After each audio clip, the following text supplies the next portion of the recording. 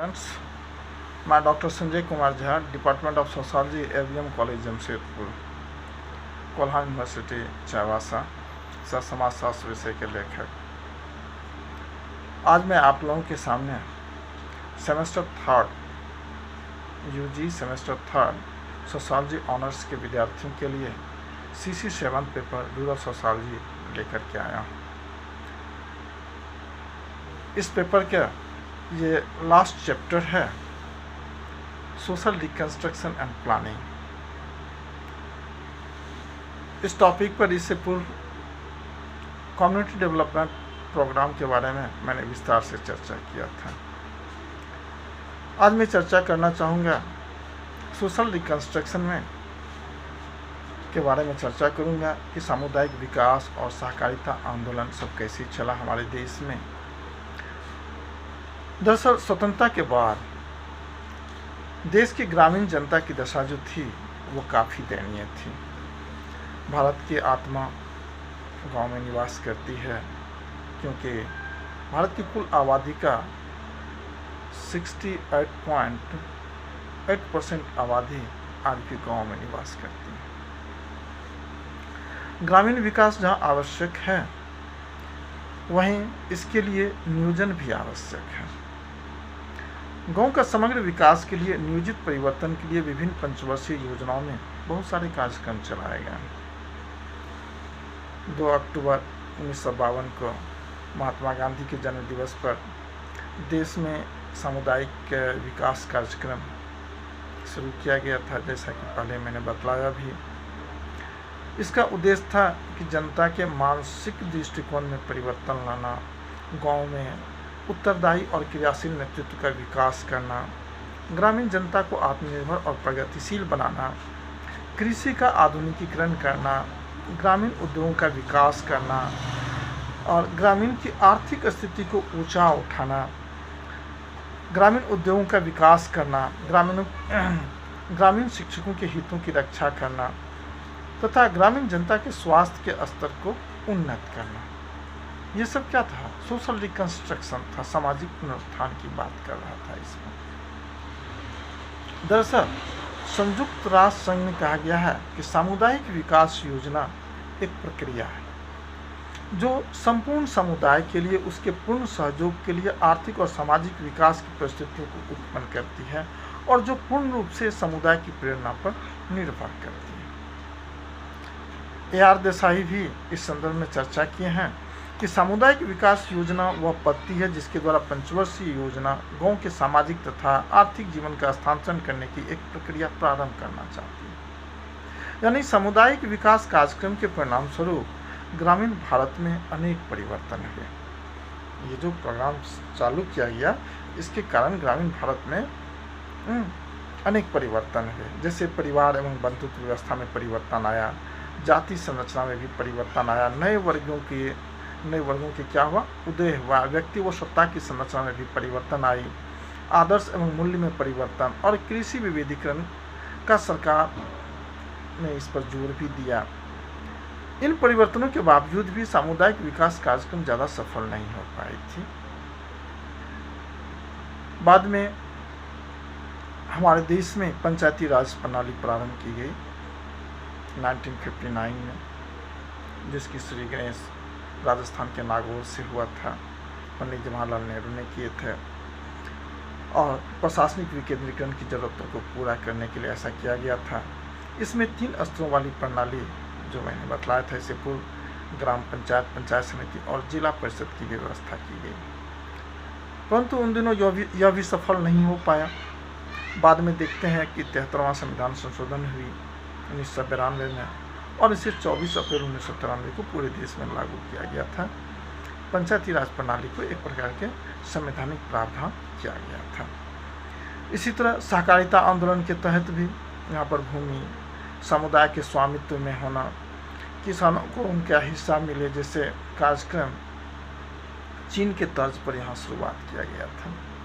विनोबा भावे ने भूदान की अपील की थी, परंतु व्यापक स्तर पर यह योजना भी सफल नहीं हो पाई थी। किसानों को अल्पावधि कृषि ऋण भी प्रदान किया गया। महाराष्ट्र में गन्ना उत्पादकों की समितियों के द्वारा शुरू किया गया था। इस समय ग्रामीण श्रम समिति काफ़ी सफल भी रही थी। गुजरात के आनंद में देखेंगे दुग्ध उत्पादन लिमिटेड, जो अमूल का नाम सुनते हैं, काफ़ी सफलता भी मिली थी। इसके बाद यहाँ पर लक्ष्य समूह नियोजन भी शुरुआत की गई थी। भारत में जो योजना का मुख्य उद्देश्य जो था, लोगों के जीवन स्तर को ऊंचा उठाना था और उन्हें समूह जीवन व्यतीत करने के लिए अधिकाधिक सुविधाओं की व्यवस्था करना था। 1951 में देखते हैं प्रारंभ की गई जो योजना थी, पंचवर्षीय योजना, उसका मुख्य उद्देश्य जो था वो ये था कि तीव्र गति से आर्थिक विकास करना, रोजगार को उचित व्यवस्था और रोजगारों में वृद्धि करना, धन तथा आय की विषमता को भी कम करना और आर्थिक शक्तियों के संकेंद्रण पर रोक लगाना भी था। एक स्वतंत्र एवं समतावादी समाज की भावनाओं को मूल्यों की रचना भी करना इसका उद्देश्य था।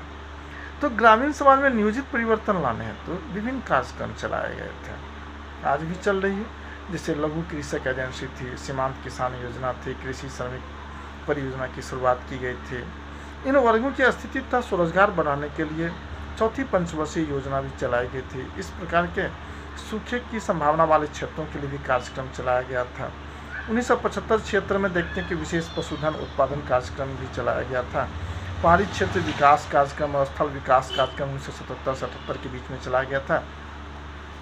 काम के बदले अनाज कार्यक्रम 1977 में चलाया गया। अंत्योदय कार्यक्रम समेकित ग्रामीण विकास कार्यक्रम 1977-78 में चलाई गई थी। राष्ट्रीय ग्रामीण रोजगार कार्यक्रम भी 1977-78 में चलाया गया।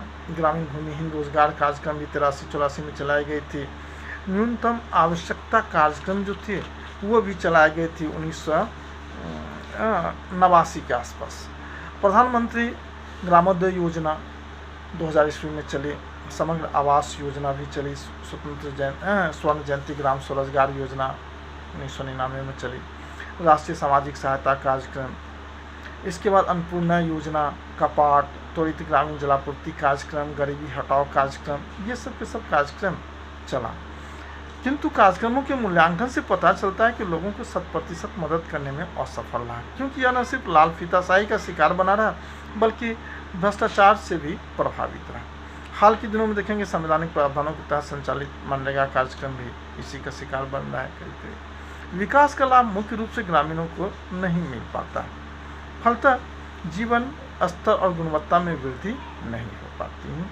हालांकि स्वास्थ्य एवं परिवहन तथा संचार की व्यवस्था में काफ़ी परिवर्तन हुई थी, परंतु अगर हम देखते हैं कि जो योजना की बात यदि हम करते हैं कि विभिन्न पंचवर्षीय योजना में किस प्रकार से या हमारे देश में ये कार्यक्रम चला, किस डेवलपमेंट किस प्रकार से हुई, इस क्षेत्रों के यदि आप देखेंगे तो सबसे पहला चीज़ एक चीज़ जानना जरूरी है, क्या कि कोई भी देश जब स्वतंत्र होता है तो उनके सामने ये चीज़ होती है कि वो देश का विकास कैसे करें, और विकास के विभिन्न रास्ते होते हैं। प्रत्येक देश जब अपनी अर्थव्यवस्था को विकसित करने के लिए सोचता है तो उसके सामने सबसे बड़ी समस्या यही खड़ी होती है कि किन वस्तुओं को उत्पादन करना चाहिए, किन का नहीं करना चाहिए, इन उत्पादनों का साधनों का आवंटन कैसे किया जाए, साथ ही ये उत्पादन निजी क्षेत्र से हो कि सरकार द्वारा अथवा दोनों में से किसके द्वारा किया जाए। इन समस्याओं को सुलझाने के लिए उनके सामने जो रास्ते होते हैं वो 3 रास्ते होते हैं। एक होता है बाजार प्रणाली, दूसरा होता है केंद्रीकरण नियोजन प्रणाली और तीसरा होता है मिश्रित आर्थिक प्रणाली। यानी पहला मार्केट सिस्टम, दूसरा सेंट्रलाइज्ड प्लानिंग सिस्टम और तीसरा मिक्स्ड इकोनॉमिक सिस्टम। अब यदि आप देखेंगे भारत में, तो भारत में यहाँ पर मिश्रित आर्थिक व्यवस्था जो है इसको अडॉप्ट किया गया, मिक्स्ड इकोनॉमी, यानी आर्थिक विकास की तृतीय अवस्था जिसमें निजी क्षेत्र और सार्वजनिक क्षेत्र दोनों ये एक साथ क्रियाशील होते हैं। यानी बाजार प्रणाली एवं राज्य की भूमिका के साथ साथ ये चलते हैं, तब मिश्रित अर्थव्यवस्था आर्थिक व्यवस्था कहा जाता है इसे। और ये भी 3 प्रकार के होते हैं, मिश्रित बाजार व्यवस्था, नियोजित मिश्रित प्रणाली और बाजार प्रधान नियोजित मिश्रित व्यवस्था। उदारवाद भारत में देखेंगे 1991 से यही व्यवस्था चल रही है, बाजार प्रधान नियोजित मिश्रित अर्थव्यवस्था। एक्चुअली स्वतंत्र भारत में मिश्रित योजना के जनक जो थे वो जवाहरलाल नेहरू थे, उन्हीं का मॉडल था ये। लोकतांत्रिक समाजवादी मॉडल भी इसको कहा जाता है। मिश्रित अर्थव्यवस्था की बहुत सारी विशेषताएं हैं, जैसे पूंजीवादी समाजवादी अर्थव्यवस्था के समन्वय, समाजवाद के श्रेष्ठ प्राथमिकता और सामाजिक आर्थिक असमानता को कम करना और सामाजिक लाभ को वरीयता देना, लोकतांत्रिक मूल्यों को अनिवार्य बनाना। तो विकास के उपयुक्त रास्ते जो हमने बतलाया, इसमें कौन सा रास्ता कोई देश अमल करता है वह उसकी आर्थिक नीति पर निर्भर करता है। दरअसल आर्थिक नीति उसे कहते हैं जिसके तहत कुशल तरीके से संसाधनों के बंटवारे, संसाधनों का पूर्ण उपयोग, मूल्य स्थिरता, जीवन की गुणवत्ता आदि को लेकर के नीतियाँ बनाते हैं। और आर्थिक नीति बहुत सारे क्रियाशील पहलू होते हैं इसके, जैसे औद्योगिक नीति, कृषि नीति, व्यापारिक नीति, नियोजन नीति, ये सब के सब इनके क्या होते हैं, नीति होते हैं। और इसी नीति के तहत यदि आप देखेंगे योजना और विकास के प्रस्ताव और रणनीति, तो इसमें स्पष्ट रूप से आप ये जानें कि जब कोई देश अपने को विकसित करना चाहते हैं तो सबसे पहले उसका ध्यान आवश्यक वस्तुओं के उत्पादन साधनों को आवंटन और उत्पादन क्रिया निजी या सरकार ये दोनों के द्वारा किन क्षेत्रों में किया जाता है। यानी 3 समस्याओं से देश को जूझना पड़ता है और इन समस्याओं के निदान हेतु ही उन्हें ये 3 रास्ते जो बतलाए उसे अडॉप्ट करना पड़ता है। अब इनमें से कौन रास्ता अडॉप्ट करें, तो हमने बताया कि भारत में मिश्रित आर्थिक प्रणाली को अपनाया गया, परंतु 1991 में नई आर्थिक नीति के बाद यहाँ बाजार प्रधान नियोजित मिश्रित प्रणाली को अपनाया गया। मिश्रित अर्थव्यवस्था की प्रमुख विशेषताओं पर भी हमने चर्चा किया कि क्या क्या इनकी विशेषता हैं, उनको भी आप लोगों ने देखा। परंतु स्वतंत्रता के बाद भारत में आर्थिक व सामाजिक विकास के लिए नियोजित मिश्रित प्रणाली को जो चुना गया, तो यहाँ पर भारत में आर्थिक नियोजन की जो मुख्य लक्ष्य रखा गया वो ये कि सामाजिक न्याय, आर्थिक विकास को बढ़ावा देना, पूर्ण रोजगार की प्राप्ति, आत्मनिर्भरता की प्राप्ति, गरीबी निवारण और रोजगार अवसरों को सृजन, निवेश तथा पूंजी निर्माण को बढ़ावा, आय वितरण एवं क्षेत्रीय असमानता को दूर करना, मानवीय संसाधनों का विकास करना, आधुनिकीकरण, निजीकरण, उदारीकरण, वैश्वीकरण, आर्थिक विकास के साथ समावेशी विकास। ठीक है। भारत में 1946 ईस्वी में एक आयोग की गठन हुई थी, नियोग समिति की गठन की गई थी। उन्हीं की प्रस्तुति पर संपूर्ण आर्थिक क्षेत्र के पुनर्निर्माण के लिए 15 मार्च 1950 को एक गैर संवैधानिक संस्था के रूप में योजना आयोग का गठन किया गया था और 6 अगस्त 1952 को राष्ट्रीय विकास परिषद का गठन किया गया था। दरअसल योजना आयोग के गठन का मुख्य उद्देश्य था यही कि वास्तविक संसाधनों को ध्यान में रखते हुए तथा सभी सुसंगत आर्थिक पहलुओं का निष्पक्ष विश्लेषण करते हुए देश के लिए व्यापक योजना बनाने के लिए किया जाए। जबकि राष्ट्रीय विकास परिषद का मुख्य कार्य ये था कि राष्ट्रीय विकास को प्रभावित करने वाली आर्थिक तथा सामाजिक नीतियों संबंधी विषय पर विचार करना, राष्ट्रीय योजना के निर्धारित लक्ष्यों और उद्देश्यों की प्राप्ति के लिए सुझाव देना और पंचवर्षीय योजना को अनुमोदन प्रदान करना था। इसी आधार पर भारत में आप देखेंगे कि प्रथम पंचवर्षीय योजना 1951 से 56 में प्रारंभ की गई थी। बाद में देखेंगे कि 12वीं पंचवर्षीय योजना तक 2012-17 तक चली यहाँ पर, और 3 वार्षिक योजना भी चली। 6 वर्षों में के लिए योजनाएं अवरोधित भी रहा कुछ दिनों तक, जैसे 1966 से 69 तक, 79-80 में और 90-92 में। इसके अतिरिक्त 6 वार्षिक योजनाएं चली, जिनसे 3 तीसरी योजना, 1 छठी योजना तथा 2 8वीं योजना के दौरान चली। हालांकि अब योजना आयोग समाप्त हो चुका, उसकी जगह नीति आयोग का गठन हो चुका है। परंतु जब ग्रामीण पुनर्निर्माण की बात करेंगे तो वहाँ पर योजना आयोग के बारे में विस्तार से जानना अनिवार्य हो जाती है। इससे बहुत सारा ऑब्जेक्टिव क्वेश्चन भी पूछना चाहता है, तो इस पर चर्चा हम नेक्स्ट वीडियो में करेंगे। आज यहीं तक,